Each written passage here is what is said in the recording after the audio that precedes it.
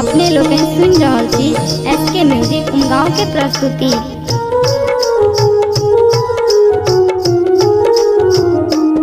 जगदम्बा घर में दियारा बाहर अइली है, जग तारन घर में दियारा बाहर अइली है, जगदम्बा घर में दियारा बाहर अइली है, जग तारन घर में दियारा बाहर अइली है, जगदम्बा घर में दियारा।